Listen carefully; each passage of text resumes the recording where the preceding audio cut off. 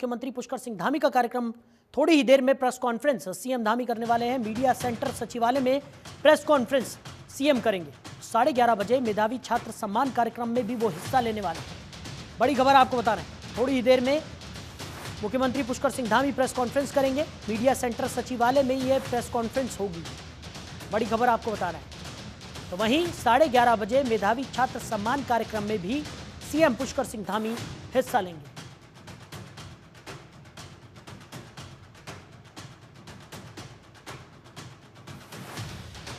खबर पर ज्यादा जानकारी के साथ हमारे सहयोगी हरीश खनेड़ा हमारे साथ जुड़ गए हैं। हरीश, क्या कुछ निकलकर सामने आ रहा है? थोड़ी ही देर में press conference CM Pushkar Singh Dhami करने वाले हैं, क्या जानकारी?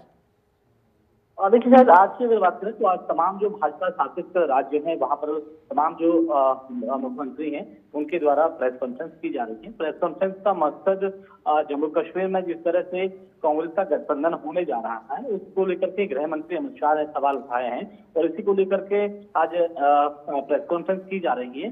10 सवाल गृह मंत्री ने पूछे हैं राहुल गांधी से और उन्होंने कहा है कि किस तरह का जवाब यहाँ पर दिया जाएगा और कहीं न कहीं जो प्रेस कॉन्फ्रेंस से तमाम जो मुख्यमंत्री कर रहे हैं उसी परिप्रेक्ष्य में आज उत्तराखंड के मुख्यमंत्री पुष्कर सिंह धामी भी देहरादून के मीडिया सेंटर में कुछ ही देर बाद यानी कि 11:30 बजे के आसपास प्रेस कॉन्फ्रेंस करने जा रहे हैं और इसमें सभी को ये निर्देश दिए गए हैं कि जो भी चीजें कांग्रेस से जम्मू कश्मीर में गठबंधन करने जा रही है, एनसी के द्वारा यहाँ पर के साथ गठबंधन किया जा रहा है, तो उसी को लेकर के 10 सवाल पूछे गए हैं। जी हरीश, वहीं दूसरी तरफ अगर देखा जाए तो एक तरफ तो लगातार सीएम पुष्कर सिंह की जो सक्रियता है वो दिनों दिन बढ़ रही है और दूसरी तरफ जो मेधावी छात्र हैं उनमें खासा रुचि यहाँ पर अब सरकार लेती हुई नजर आ रही है। मेधावी छात्रों को सम्मानित करने के लिए अलग अलग जगहों पर कार्यक्रमों का भी आयोजन किया जा रहा है। आज भी एक महत्वपूर्ण कार्यक्रम यहाँ पर आयोजित किया जा रहा है जिसमें सीएम पुष्कर सिंह धामी भी शिरकत करेंगे।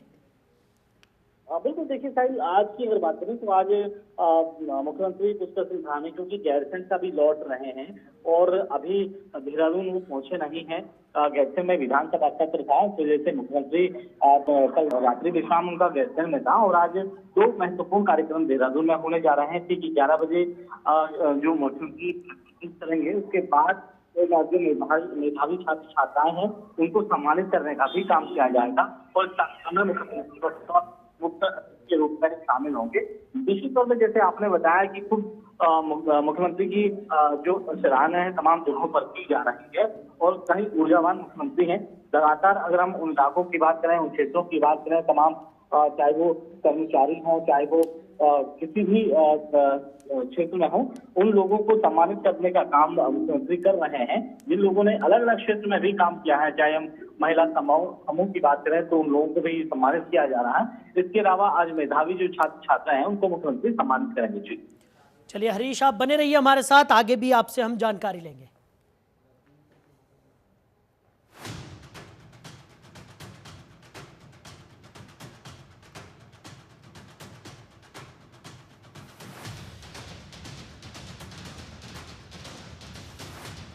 तो आपको बता दें कि सीएम पुष्कर सिंह धामी अब से थोड़ी ही देर बाद एक प्रेस कॉन्फ्रेंस में शिरकत करने वाले हैं। वहीं मेधावी छात्रों को सम्मानित करने के लिए खास कार्यक्रम का आयोजन किया गया है। सीएम पुष्कर सिंह धामी उसमें भी शिरकत करेंगे। आगे बढ़ते हैं, रुक करते हैं अगली बड़ी खबर का। देहरादून से ये बड़ी खबर, 1 सितंबर से बीजेपी का सदस्यता अभियान भी शुरू हो रहा है। बीजेपी प्रवक्ता और पी रतूड़ी ने अभियान को लेकर कहा है कि हमारा लक्ष्य 20 लाख सदस्य बनाना है। तो आर पी रतूड़ी ने ये बयान दिया है, 20 लाख सदस्य बनाना भारतीय जनता पार्टी का लक्ष्य है। 1 सितंबर से सदस्यता अभियान भारतीय जनता पार्टी का शुरू हो रहा है। खबर पर ज्यादा जानकारी के साथ हमारे सहयोगी हरीश खनेड़ा लगातार हमारे साथ बने हुए हैं। हरीश, 1 सितंबर से बीजेपी का सदस्यता अभियान शुरू हो रहा है, क्या तैयारियां देखने को मिल रही है, किस तरीके का यह अभियान रहने वाला है?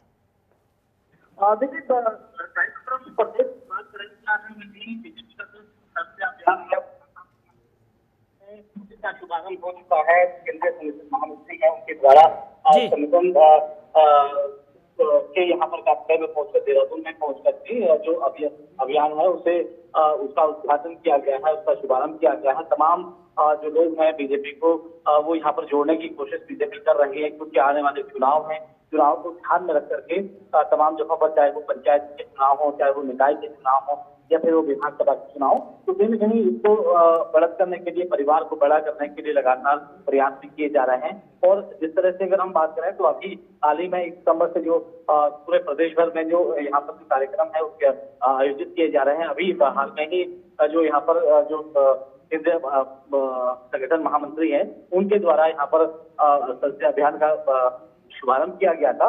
और इसी कड़ी में क्योंकि यहाँ पर बड़ी संख्या में लोगों को जोड़ने का प्रयास किया जा रहा है, लगभग 20 लाख लोग जोड़ने का टारगेट रखा गया है।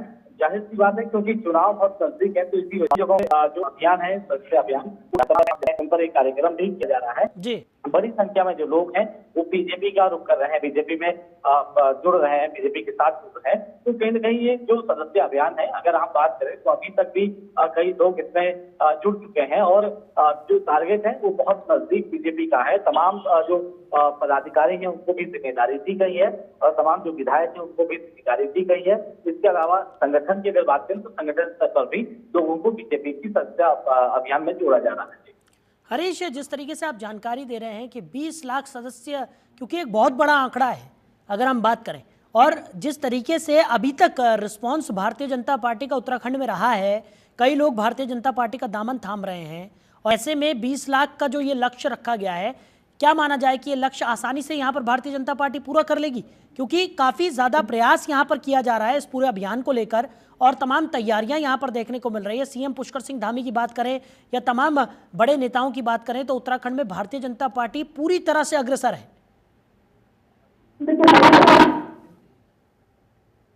सभी लोगों को जिम्मेदारी की बात करें तो बीजेपी के प्रदेश अध्यक्ष हैं, वो एक विद्वान होने के साथ साथ तमाम लोगों से भी जुड़ रहे हैं और उनकी कहीं न कहीं ये मंशा है कि आने वाले चुनाव में बीजेपी को बढ़त मिल सके, बीजेपी को सीट मिल सके। तो इस तरफ भी लगातार वो आगे बढ़ रहे हैं, लगातार लोगों को जोड़ने का काम किया जा रहा है। इसके अलावा जो बीजेपी के जो विधायक है उनको भी विशेष जिम्मेदारी दी गई है, जो अन्य जो पदाधिकारी हैं उनको भी जिम्मेदारी दी गई है और बड़ी संख्या में, क्योंकि टारगेट है और ये कहना थोड़ा मुश्किल होगा क्योंकि लोग बहुत ज्यादा इस समय बीजेपी की तरफ अपना रुख कर रहे हैं। तमाम लोग अब यहाँ पर अपनी सदस्यता जो है वो दे रहे हैं और बीजेपी में जुड़ रहे हैं। तो इन चुनाव भी बहुत नजदीक है, तो इस वजह से भी अभी हाल फिलहाल में जो समय के जो चुनाव हुए थे उस समय भी बड़ी संख्या में लोगों ने बीजेपी का दामन थामा था और तमाम जो पार्टियां हैं, चाहे क्षेत्रीय पार्टी हो चाहे अन्य पार्टियां हो, वो भी जो लोग हैं वहां से छोड़ करके बीजेपी में शामिल हुए थे और बड़ी संख्या में, चाहे वो हरिद्वार हो या फिर वो चमोली हो या तमाम चुनाव मंडल की बात करें, वहां से भी लोग कहीं न कहीं जो लोग हैं वो बीजेपी में जुड़ रहे हैं, बीजेपी का दामन थाम रहे हैं। ठीक है, ये टारगेट जो है वो बहुत नजदीक है। लगातार जो लोग हैं वो जो सदस्य अभियान यहाँ पर किया जा रहा है, 20 लाख का टारगेट दिया गया है और बीजेपी के जो प्रदेश अध्यक्ष है उन्होंने ये कहा है कि 20 लाख से भी ज्यादा लोगों को बीजेपी की सदस्यता दी जाएगी। चलिए हरीश, आप बने रहिए हमारे साथ, आगे भी आपसे हम जानकारी लेंगे। आगे बढ़ते हैं। आईएसबीटी सामूहिक दुष्कर्म के 5 आरोपियों को पुलिस ने 2 दिन की कस्टडी रिमांड में लिया है और पुलिस इन आरोपियों से अब तक मिले सबूतों की तस्दीक करने में जुटी हुई है। तो आरोपियों को सबसे पहले आईएसबीटी परिसर ले जाया गया, वहां पर 12 अगस्त को हुई घटना के संबंध में पूछताछ की गई। इसके बाद अब शनिवार को बस के चालक और परिचालक को दिल्ली ले जाया जाएगा। पुलिस ने दिल्ली और देहरादून के रास्ते में रुकने के सभी संभावित स्थानों के सीसीटीवी फुटेज कब्जे में लिए हैं। बता दें कि मामले की जांच कर रही एसआईटी ने 5 आरोपियों को पुलिस कस्टडी में लेने के लिए कोर्ट में प्रार्थना पत्र दिया था। इस पर कोर्ट ने बीते बृहस्पतिवार को सुनवाई की और सभी की 2 दिन की कस्टडी रिमांड मंजूर कर ली थी। इसके बाद आरोपियों को आईएसबीटी लाकर पूछताछ की गई। करीब 2 घंटे तक उनसे चौकी में भी पूछताछ की गई। इसके अलावा बस के चालक और परिचालक को आज पुलिस दिल्ली लेकर जाएगी। इस तरह आरोपियों को लेकर उस दिन हुई घटना के संबंध में पूछताछ की जाएगी। खबर पर ज्यादा जानकारी के साथ हमारे सहयोगी हरीश खनेडा लगातार हमारे साथ बने हुए हैं। हरीश, देहरादून में जो सामूहिक दुष्कर्म का मामला है उसमें लगातार पुलिस की तरफ से पूछताछ की जा रही है। 5 आरोपियों से कस्टडी में भी पूछताछ की गई। आज चालक और परिचालक को लेकर दिल्ली भी पुलिस जाने वाली है। अब तक क्या कुछ निकलकर इस पूरी पूछताछ में सामने आया है और किस एंगल को खंगालने की कोशिश यहाँ पर पुलिस करती हुई दिखाई पड़ रही है? बहुत गंभीर है। आरोपी यहाँ पर गिरफ्तारी और उसके बाद लगातार पुलिस जो मौका है वहां पर जाकर चीजों को खंगालने का काम कर रही है। फोरेंसिक जांच इसमें हो चुकी है और अभी तक की अगर बात करें तो पांचों जो आरोपी हैं वो पुलिस कस्टडी में रखा गया है। हालांकि कोर्ट की तरफ से उन्हें पुलिस रिमांड पर भेजा गया है और जिस तरह से लगातार यहाँ पर पूछताछ की जा रही है, वो जो लोग हैं चालक और परिचालक, उनको उन दोनों लोगों को ले जाया जा रहा है दिल्ली में और वहां पर भी जो घटनास्थल जहाँ से जो नाबालिग लड़की है वो उसको देहरादून लाया गया था, तो उन जगहों को भी देखा जाएगा और उसके साथ साथ ही जो सीसीटीवी कैमरे हैं, जो आसपास के जो कैमरे हैं, उनको भी खंगालेगी पुलिस। लेकिन जो आरोपी हैं वो गिरफ्तार हो चुके हैं, पुलिस रिमांड में है और लगातार उनसे पूछताछ की जा रही है। आज की अगर बात करें तो आज भी जो मुख्य आरोपी हैं, खासतौर पर हम चालक और परिचालक की अगर बात करें तो उनको दिल्ली ले जाया जा रहा है दो लोगों को और उनसे वहां पर भी पूछताछ की जाएगी कि जो किस तरह से जो घटना को अंजाम दिया है उन पर सारी चीजें वहां पर टटोलने का काम पुलिस करेगी। चलिए हरीश, हमारे साथ जुड़ने के लिए, इन तमाम जानकारियों के लिए आपका बहुत शुक्रिया। तो तस्वीरें हम अपने दर्शकों को लगातार दिखा रहे हैं, आईएसबीटी की ये तस्वीरें जहां पर इस युवती के साथ ये दुष्कर्म का मामला सामने आया है। पांचों आरोपियों से कस्टडी में लगातार पुलिस पूछताछ कर रही है।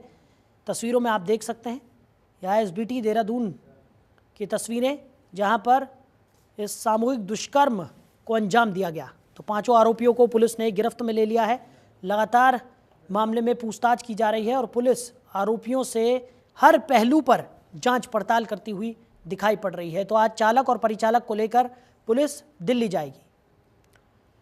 आगे बढ़ते हैं, रुक करते हैं अगली बड़ी खबर का। देहरादून से बड़ी खबर, पूर्व मंत्री हरक सिंह रावत ने चुनाव लड़ने के संकेत यहां पर दिए हैं। हरक सिंह रावत ने केदारनाथ उपचुनाव लड़ने के संकेत दिए हैं। कहा कि पार्टी से कभी भी टिकट की दावेदारी नहीं की, उपचुनाव में मैदान में उतरने के संकेत वो देते हुए नजर आए। केदारनाथ उपचुनाव लड़ने के संकेत हरक सिंह रावत ने दिए हैं, बड़ी खबर आपको बता रहे हैं। उन्होंने कहा कि पार्टी से कभी भी टिकट की दावेदारी नहीं की है, तो उपचुनाव में मैदान में उतरने के संकेत पूर्व मंत्री हरक सिंह रावत देते हुए नजर आए। वो चुनाव देखिए, जब लोकसभा का चुनाव था हरिद्वार पार्लियामेंट में, तब भी मैंने कभी दावेदारी नहीं की है। मुझसे शैलजा ने कहा आपने दावेदारी नहीं की, मैंने कहा मैडम मैंने आज तक कभी भी चाहे एमएलए चुनाव लड़ा हूं, मैं कभी इतनी बार मंत्री रहा हूं, मैंने कभी कोई जब मंत्री पद किसी से मांगा है, जब मैं विपक्ष का नेता बना 2007 में, तब भी मैंने माने सोनिया जी से किसी से ये नहीं कहा मुझे विपक्ष का नेता बनाया जाए। मैं काम में विश्वास रखता हूं और इसलिए मैंने कभी कोई दावे नहीं किए हैं कि मैं ये चुनाव लड़ूंगा, वो चुनाव लड़ूंगा। और अब मैं विधायक के चुनाव, मंत्री और ये सब, मतलब मैं सोचता हूं कि आपको भी मालूम है कि जिस उम्र में लोग युवा कांग्रेस के अध्यक्ष बनते थे, उस उम्र में उत्तर प्रदेश में मंत्री रहा हूं लगभग 34 साल। आप देखो ना कि 7 बार मैंने मंत्री पद के उत्तर प्रदेश से लेकर उत्तराखंड में शपथ ली है, 7 बार, और 2 बार विपक्ष नेता का पद भी कैबिनेट मंत्री का दर्जा होता है। और 97 में उत्तर प्रदेश खादी ग्रामोद्योग बोर्ड का मैं चेयरमैन था, उसका पद भी कैबिनेट मंत्री का दर्जा होता है। तो 9 बार मैं उत्तर प्रदेश और उत्तराखंड में कैबिनेट मंत्री के रूप में मुझे काम करने का मौका मिला है। इसलिए मैं कोई दावेदारी मेरी नहीं है, मैं पार्टी का सिपाही हूं, पार्टी का कार्यकर्ता हूं। पार्टी जो जिम्मेदारी देती है, जो काम सौंपती है, मैं कभी बड़ा छोटा भी नहीं मानता हूं। मुझे अगर ब्लॉक में कांग्रेस को खड़ा करने के लिए काम दिया जाएगा, मैं ब्लॉक दूंगा। उधर टिहरी झील में बोटिंग टेंडर लेने का मामला, मंत्री सतपाल महाराज के बेटे ने टेंडर में हिस्सा लिया, तो कांग्रेस अध्यक्ष करण महारा ने सतपाल पर निशाना साधा है। उन्होंने कहा कि सतपाल महाराज अपने बेटे को टेंडर देने पर आमादा हैं। बड़ी खबर आपको बता रहे हैं। तो मंत्री सतपाल महाराज अपने बेटे को टेंडर देने पर आमादा हैं, ऐसा कांग्रेस अध्यक्ष करण महारा ने आरोप लगाया। उन्होंने कहा कि उनके बेटे ने टेंडर प्रक्रिया में हिस्सा इसीलिए लिया है क्योंकि वो अपने बेटे को टेंडर दिलाने पर आमादा है। टिहरी झील में बोटिंग टेंडर लेने का ये पूरा मामला है। मंत्री सतपाल महाराज के बेटे ने भी टेंडर में हिस्सा लिया है, बड़ी खबर आपको बता रहे हैं। तो इसके बाद कांग्रेस अध्यक्ष करण महारा ने सतपाल महाराज पर निशाना साधा। उन्होंने कहा कि सतपाल अपने बेटे को टेंडर देने पर पूरी तरह से आमादा है।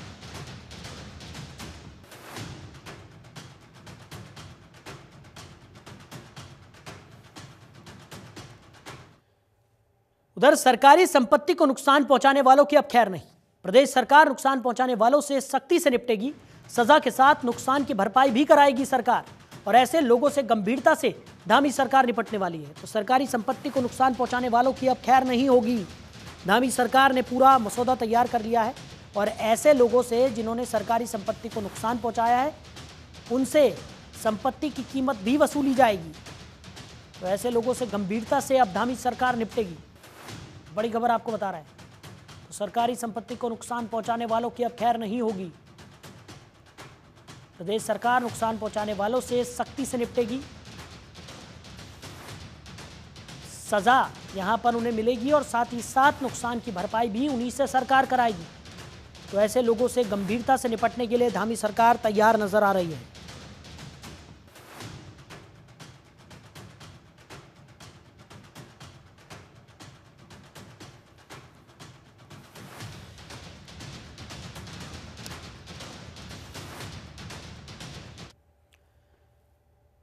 वहीं उत्तराखंड छात्रवृत्ति घोटाले में समाज कल्याण विभाग के वरिष्ठ अधिकारी गीताराम नौटियाल और अनुराग शंखधर समेत 8 लोगों के खिलाफ प्रवर्तन निदेशालय यानी कि ईडी ने स्पेशल कोर्ट में चार्जशीट दाखिल की है। इनमें एक शिक्षण संस्थान के 3 पदाधिकारी भी शामिल हैं। चार्जशीट में शामिल सभी आरोपियों पर मनी लॉन्ड्रिंग का आरोप है। स्पेशल कोर्ट ईडी इस चार्जशीट पर आगामी 30 अगस्त को संज्ञान लेगा। गौरतलब है कि साल 2017 में छात्रवृत्ति घोटाला सामने आया था। करोड़ों रुपए के इस घोटाले में साल 2019 में एसआईटी का गठन किया गया। एसआईटी ने हरिद्वार और देहरादून में कई शिक्षण संस्थानों और सरकारी अधिकारियों के खिलाफ 100 से अधिक मुकदमे दर्ज किए। इन मुकदमों में पुलिस एसआईटी जांच लगभग पूरी होने के बाद सभी आरोपियों के खिलाफ चार्जशीट भी दाखिल की जा चुकी है। एसआईटी की जांच के बीच ही ईडी ने भी इस मामले का संज्ञान लिया था। साल 2022 से ईडी ने घोटाले में शामिल सभी शिक्षण संस्थानों, पदाधिकारियों और सरकारी अधिकारियों को नोटिस भेजना शुरू किया था। आरोपियों से कई दौर में पूछताछ भी हो चुकी है। तो साल 2017 में ये पूरा मामला सामने आया था। क्या है उत्तराखंड छात्रवृत्ति घोटाला मामला, आपको ग्राफिक्स के जरिए बता दें। एससी एसटी छात्रों को मिलने वाली छात्रवृत्ति में घोटाले का आरोप लगा। साल 2010 से लेकर 2016 तक समाज कल्याण विभाग में घोटाला हुआ। कॉलेजेस की मिलीभगत से अपात्र लोगों को भी छात्रवृत्ति बांट दी गई थी। फर्जीवाड़े में कई शिक्षण संस्थान शामिल थे और कई शिक्षण संस्थानों पर छात्रवृत्ति के नाम पर करोड़ों हड़पने के आरोप लगे। मामले की जांच एसआईटी ने की और समाज कल्याण विभाग के 6 बड़े अफसरों समेत कई लोगों को गिरफ्तार किया गया। घोटाले में उत्तराखंड समेत अन्य राज्यों के कई शिक्षण संस्थानों पर केस दर्ज है। तो तत्कालीन समाज कल्याण अधिकारी गीताराम नौटियाल को भी इस पूरे मामले में गिरफ्तार किया गया।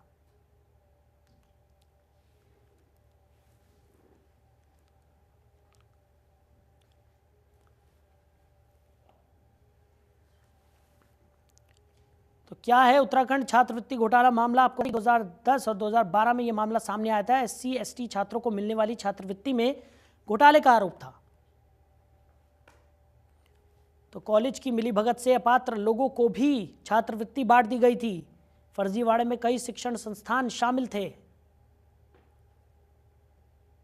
और कई शिक्षण संस्थानों पर छात्रवृत्ति के नाम पर करोड़ों रुपए हड़पने का आरोप लगा था। मामले की जांच एसआईटी ने की। समाज कल्याण विभाग के 6 बड़े अफसरों समेत कई लोगों को गिरफ्तार भी किया गया।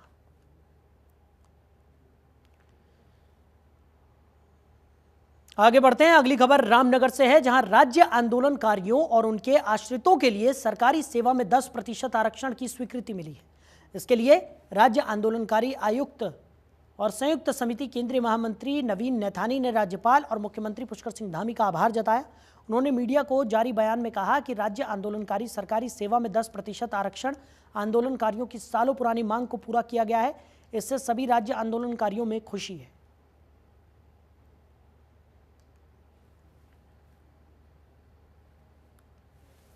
उसी प्रतिशत क्षैतिज आरक्षण की जो खुशी राज्य आंदोलनकारियों को पूरे उत्तराखंड में दी गई है, उसके लिए महामहिम राज्यपाल महोदय, माननीय मुख्यमंत्री पुष्कर सिंह धामी जी समेत पूरे मंत्रिमंडल का हमें उन्हें बधाई देते हैं और शुभकामनाएं देते हैं कि उन्होंने जो है राज्य आंदोलनकारियों की वर्षों से जो मांग थी उसको पूरा करने में अपना पूरा अहम सहयोग दिया। उसके लिए चिन्हित राज्य आंदोलनकारी संयुक्त समिति उत्तराखंड की चलिए आगे बढ़ते हैं और आपको सीधा लिए चलते हैं मीडिया सेंटर, जहां पर CM Pushkar Singh Dhami press conference को संबोधित कर रहे हैं। सचिवालय में इस प्रेस कॉन्फ्रेंस का आयोजन किया गया। बहुत सारे विचार बिंदु भी आपस में हम सब लोगों ने साझा किए हैं। मैं एक बार फिर से, क्योंकि जम्मू और कश्मीर में अभी चुनाव की तिथियां घोषित हो गई हैं और चुनाव की तिथियां घोषित होने के बाद जिस प्रकार से वहां पर अभी एक गठबंधन सामने आया है कांग्रेस पार्टी और नेशनल कॉन्फ्रेंस के बीच में, तो ये गठबंधन सत्ता के लालच में बार बार देश की सुरक्षा, एकता और अखंडता के साथ खेलने वाली कांग्रेस पार्टी ने जम्मू कश्मीर में अब्दुल्ला परिवार की नेशनल कॉन्फ्रेंस के साथ फिर से गठबंधन कर दिया है, जिन्होंने 3 दशकों तक लगातार कश्मीर को 3 दशकों तक लगातार पीछे धकेलने का काम किया, आतंकवाद को, अलगाववाद को, जिहाद को लगातार पोषित करने का काम किया। और कांग्रेस पार्टी ने जो गठबंधन किया है, उस गठबंधन के बाद उनके मंसूबे सबके सामने जाहिर हो गए हैं कि वो किस प्रकार से कश्मीर को किस प्रकार से बर्बाद करने वाले लोगों के साथ आज अपना गठबंधन कर रहे हैं। तो नेशनल कॉन्फ्रेंस के घोषणा पत्र के वादों पर कांग्रेस पार्टी और राहुल गांधी जी से हमारे, चूँकि ये 10 सवाल हैं कि उनको 10 सवालों के जवाब देश की जनता को जरूर देने चाहिए कि क्या कांग्रेस नेशनल कॉन्फ्रेंस के जम्मू कश्मीर से फिर से अलग झंडे के वायदे को समर्थन करती है क्या, कि जो देश के अंदर एक निशान, एक विधान और एक प्रधान की बात होती आई है देश की आज़ादी के बाद से, जो धारा 370 समाप्त हुई है, क्या वो पुनः वहाँ फिर से धारा 370 लागू करना चाहते हैं? फिर से जो है अशांति और आतंकवाद के युग में कश्मीर को धकेलना चाहते हैं? इस निर्णय का क्या वो समर्थन करते हैं? क्या कांग्रेस कश्मीर के युवाओं के बदले पाकिस्तान के साथ वार्ता करके फिर से अलगाववाद को बढ़ावा देने का समर्थन करती है? ये प्रश्न है। क्या कांग्रेस पार्टी, राहुल गांधी पाकिस्तान के साथ फिर से व्यापार शुरू करने के नेशनल कॉन्फ्रेंस के निर्णय से फिर से बॉर्डर पार से आतंकवाद और इकोसिस्टम का पोषण करने का भी क्या समर्थन करते हैं? क्या कांग्रेस आतंकवाद और पत्थरबाजी की घटनाओं में जिनके परिवार के लोग शामिल रहे हैं, उनको सरकारी नौकरियों में फिर से बहाल करके आतंकवाद, दहशतगर्दी और बंद के दौर को फिर से वहाँ पर लाने का समर्थन करते हैं? इस गठबंधन से कांग्रेस पार्टी का एक और चेहरा सामने आया है, जो इन्होंने पूरे चुनाव के दौरान देश के अंदर एक झूठ परोसने का काम किया कि भाजपा की सरकार आएगी, एनडीए की सरकार आएगी, मोदी जी फिर से प्रधानमंत्री बनेंगे तो देश के अंदर आरक्षण समाप्त हो जाएगा। इस प्रकार का एक पूरा भरमजाल इन्होंने फैलाया। लेकिन कांग्रेस पार्टी का आरक्षण विरोधी चेहरा भी इस गठबंधन होने के बाद सामने आया है। क्या कांग्रेस दलितों, गुर्जर, बकरवाल और पहाड़ियों के आरक्षण को समाप्त कर फिर से उनके साथ अन्याय करने के नेशनल कॉन्फ्रेंस के वादे के साथ है क्या?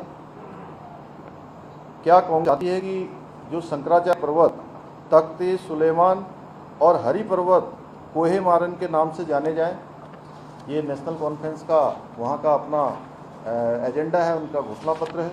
क्या कांग्रेस जम्मू कश्मीर की अर्थव्यवस्था को एक बार फिर से भ्रष्टाचार की आग में झोंककर पाकिस्तान समर्पित गिने चुने परिवारों के हाथ में सौंपने का समर्थन करती है? और इसके साथ ही कांग्रेस पार्टी नेशनल कॉन्फ्रेंस के जम्मू और घाटी के बीच भेदभाव की राजनीति का भी समर्थन करती है कि आपस में गठबंधन करने के बाद? और साथ ही कांग्रेस और राहुल गांधी कश्मीर को ऑटोनॉमी देने की जो नेशनल कॉन्फ्रेंस की विभाजनकारी सोच है, उन नीतियों का क्या कांग्रेस समर्थन करती है? जो जो चीज़ें जो है इन्होंने अपने घोषणा पत्र में कही है या जम्मू और कश्मीर के लोगों के बीच में रखी है। तो ये कुछ सवाल हैं जो मैं आप सबके माध्यम से देश की जनता के समक्ष भी रख रहा हूं और कांग्रेस पार्टी को और राहुल गांधी को इस पर अपना जवाब देना चाहिए कि आखिर कांग्रेस क्या सोचती है कि जिस प्रकार से आज आदरणीय प्रधानमंत्री मोदी जी के नेतृत्व में वहां धारा 370 समाप्त होने के बाद कश्मीर का अमन चैन बढ़ा है, शांति बढ़ी है, वहां का पर्यटन बढ़ा है, तेज़ी से विकास आगे बढ़ा है और अलगाववादी, आतंकवादी, जिहादी और देश की विघटनकारी शक्तियां उन पर लगाम लगी है। जो तमाम प्रकार के दंगे होते थे, तमाम प्रकार के हमारे सैनिकों पर, अर्धसैनिक बलों पर हमले हुआ करते थे, वो हमले मिनिमम हो गए हैं। पत्थरबाजी की घटनाएं समाप्त जैसी हो गई हैं। क्या कांग्रेस फिर से ऐसे लोगों के साथ मिलकर वहाँ पर इस प्रकार का माहौल बनाना चाहती है? तो ये कुछ सवाल है। विधानसभा नगर निगम संशोधन विधेयक को प्रवर समिति को तो देहरादून सचिवालय मीडिया सेंटर से सीधी तस्वीरें आपको दिखा रहे थे, जहां CM Pushkar Singh Dhami press conference के माध्यम से कांग्रेस पर सवाल उठाते हुए नजर आए। उन्होंने कहा कि जम्मू कश्मीर में चुनाव के मद्देनजर जो कांग्रेस और नेशनल कॉन्फ्रेंस का गठबंधन हुआ है उसके क्या मायने हैं और कांग्रेस क्या नेशनल कॉन्फ्रेंस की जो विचारधारा है उससे सहमत है। इन तमाम चीज़ों पर कांग्रेस को अपना स्टैंड यहाँ पर क्लियर करना चाहिए। इसी को लेकर कई तरह के सवाल यहाँ पर सीएम पुष्कर सिंह धामी ने खड़े किए। तो फिलहाल इस बुलेटिन में मेरे साथ इतना ही। आप बने रहिए और देखते रहिए जनतंत्र टीवी।